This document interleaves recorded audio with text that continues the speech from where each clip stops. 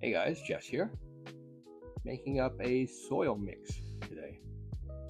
Do this quick and I will explain why I'm using each of these amendments. First was the PROMIX BX. This is my main soil medium. It's nice, light. I add extra perlite, gives it great drainage, but on its own it doesn't have much food for the plants, which is why I add all these amendments. First up is the worm casting worm poop, and it's gold for your garden. It adds beneficial microbes, a bit of slow release nutrition. It's going to get your microbial life up and running. With my base, I am now going to give it a good mix with my hands, and I've got a tool in my arsenal to get the job done here. Say hello to my little friend, the cement mixer. This has made this part of the job so much easier. It saves your back and your fingernails don't get as dirty. I know I should be wearing gloves, but break the gloves. Here we've got the dried molasses. This doesn't feed the plant directly, it actually is food for the microbes in the soil.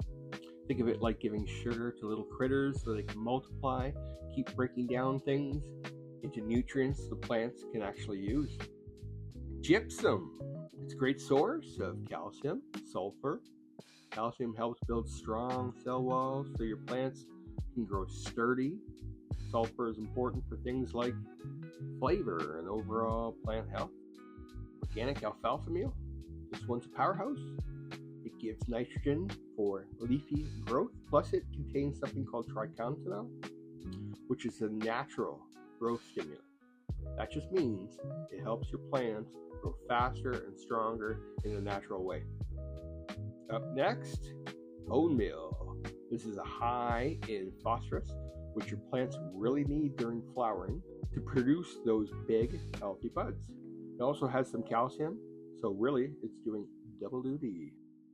Now here's the star, Gia Green 444. It's one of my favorite all-time, all-around amendments.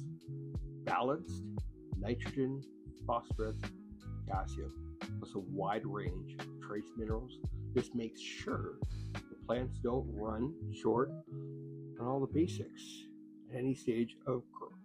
For aeration, I add more perlite, even though PROMIX BX has some. I like adding extra to make sure the roots have enough air and the soil doesn't get compacted. On the flip side, I also add some vermiculite. This holds on to water and keeps the soil from drying out too fast. It's all about balancing drainage and water retention. Next, Dolomite Lime. This helps buffer the pH so the soil doesn't swing too acidic. And it also adds calcium and magnesium. Those two nutrients are super important for healthy growth and avoiding common deficiencies. I also throw in a little Epsom Salts. That's another source of magnesium and sulfur, which keeps photosynthesis running smoothly and helps the plant build all those essential oils and terpenes. That's the breakdown of my organic soil. Every ingredient has its role, and together they create an environment where the soil's life does work for you. Healthy soil equals healthy plants, and that means better harvests in the end.